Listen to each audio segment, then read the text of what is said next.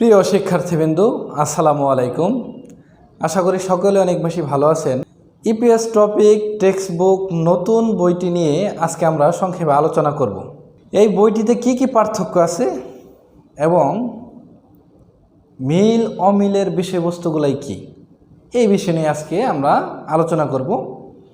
নির্ভুলভাবে কোরিয়ান ভাষা শিখতে এবং কোরিয়ান সকল আপডেট তথ্য পেতে চ্যানেলটি সাবস্ক্রাইব করে সাথেই থাকুন। প্রথমেই বলে রাখছি, লটারি প্রাপ্ত শিক্ষার্থীদের চলমান ইউবিটি পরীক্ষায় নতুন বইয়ের আলোকে কোনো প্রশ্ন আসবে না। যারা 2025 সালে ইপিএসে পরীক্ষা দিবেন তাদেরকে এই বইটি পড়তে হবে। তবে নিশ্চিত হবার জন্য আমরা বুয়েসেলের নোটিশ পর্যন্ত অপেক্ষা করব। তো দেখেন বই দুটির মধ্যে কি পার্থক্য এবং মিল অমিলের বিষয়গুলো।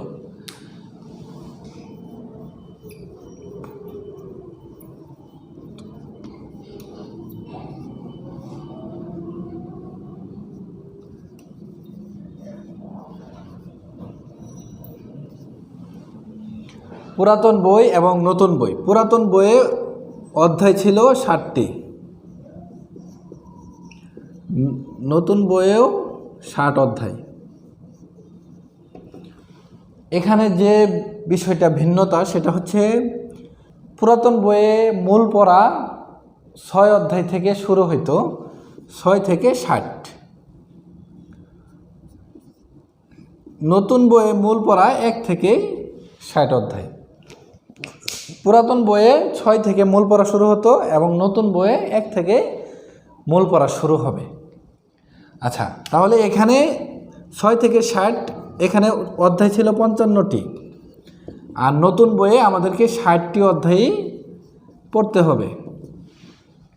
এটা ছিল অধ্যায়ের বিষয়। এখন আমরা বইয়ের ভিতরের বিষয়গুলো নিয়ে আলোচনা করব। দেখেন, পুরাতন বইয়ে প্রথমে ছিল সংলাপ, শব্দকোষ,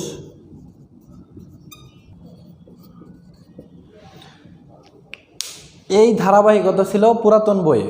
প্রথমে সংলাপ, এরপর শব্দকোষ, এরপর ব্যাকরণ, অ্যাক্টিভিটিস, তথ্য বা সংস্কৃতি, প্রশ্ন সমাধান। এটা ছিল পুরাতন বইয়ে। এখন আমরা দেখব নতুন বইয়ে কিভাবে সাজানো আছে।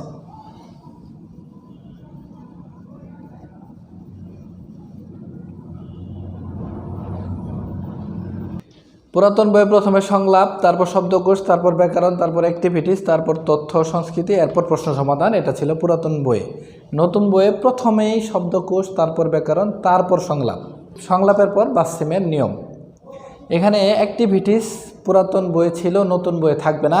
অতিরিক্তভাবে বাচ্চিমের নিয়ম দেওয়া হয়েছে, যেটা প্রত্যেকটি সংলাপের নিচে বাচ্চিমের নিয়ম দেওয়া আছে। এরপর তথ্য সংস্কৃতি এবং প্রশ্ন সমাধান। এটা ছিল পুরাতন বই, এটা ছিল নতুন বই। এইভাবে সাজানোটা আমরা দেখলাম। এটা হচ্ছে নতুন বইয়ে। এখন আমরা দেখব কোন কোন অধ্যায়ের সাথে কি কি মিল রয়েছে এবং কি কি অমিল রয়েছে। চলুন শুরু করি। 1 থেকে 40 অধ্যায়ের শব্দকোষ, যেটা পুরাতন বই ছিল, এটা নতুন বইও থাকবে। কিছু নতুন শব্দ যুক্ত হয়েছে। পরিবর্তন হয়েছে 41 থেকে 56 অধ্যায়। 41 থেকে 56 অধ্যায়। 57 থেকে 60 অধ্যায়েও পুরাতন শব্দই বেশি, নতুন শব্দ কিছু যোগ হয়েছে। সহজ কথা যদি বলতে চাই, 1 থেকে 40, 57 থেকে 60, এই অধ্যায়গুলোতে আগের বইয়ে যে শব্দ ছিল নতুন বইয়েতেও সেই শব্দগুলাই বেশি, কিছু নতুন শব্দ যুক্ত হয়েছে। আর বেশিরভাগ নতুন শব্দ আসছে 56 অধ্যায়ে। এরপর দেখেন ব্যাকরণ, যেটা আমাদেরকে 25টি অধ্যায়ে নতুন ব্যাকরণ শিখতে হবে। 25টি অধ্যায়ে নতুন ব্যাকরণ আমাদেরকে শিখতে হবে। এরপর হচ্ছে সংলাপ, সম্পূর্ণ নতুন, অর্থাৎ পুরাতন বইয়ের সংলাপের সাথে নতুন বইয়ের সংলাপের কোনো মিল নেই। এরপর বাচ্চিমের নিয়ম, এটা হচ্ছে প্রত্যেকটা সংলাপের নিচে বাচ্চিমের নিয়ম দেওয়া আছে। এরপর তথ্য সংস্কৃতি, এটাও সম্পূর্ণ নতুন। তার মানে পুরাতন বইয়ে যে তথ্য সংস্কৃতি ছিল প্রত্যেকটি অধ্যায়ে, সেই তথ্য সংস্কৃতিগুলো নতুন বইয়ে নেই। এখানে সম্পূর্ণ নতুন তথ্য সংস্কৃতি যুক্ত করা হয়েছে। এরপরে প্রশ্ন সমাধানে যেটা থাকবে সেটা হচ্ছে লিসেনিং পার্টে থাকবে 5টি প্রশ্ন এবং রিডিং পার্টে থাকবে 5টি প্রশ্ন প্রত্যেকটি অধ্যায়ে। তার মানে একটি অধ্যায়ের টোটাল প্রশ্ন থাকবে 10টি। যেমন পুরাতন বইয়ে বর্ধিত অনুশীলন ছিল, এগুলো নতুন বইয়ে থাকবে না। এখানে 5টি আর 5টি 10টি করে প্রশ্ন থাকবে। তো এই ছিল নতুন বই এবং পুরাতন বইয়ের পার্থক্য, মিল অমিল। আশা করি আপনারা একটা সাধারণ ধারণা পেয়েছেন। পুরাতন বইটি যেভাবে সাজানো ছিল, নতুন বই কিছুটা ব্যতিক্রম এবং অনেক কিছুই কিন্তু এখানে নতুন যুক্ত হয়েছে।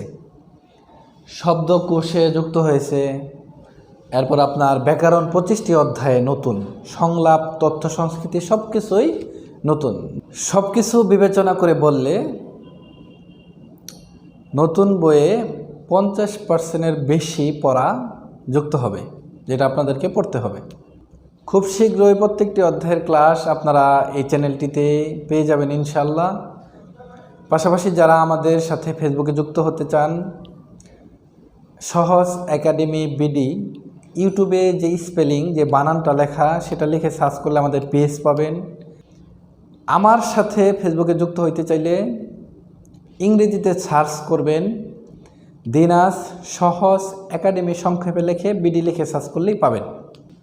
যারা কোরিয়ান ভাষা শিখতে চাচ্ছেন, একদম স্বল্প খরচে আমাদের কাছে কোরিয়ান ভাষার পূর্ণাঙ্গ কোর্সটি করতে পারবেন।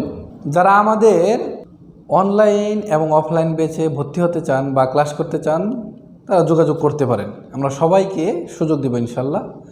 তো সকলের জন্য শুভকামনা জানিয়ে আজকের ভিডিও এখানেই শেষ করছি। আল্লাহ হাফেজ।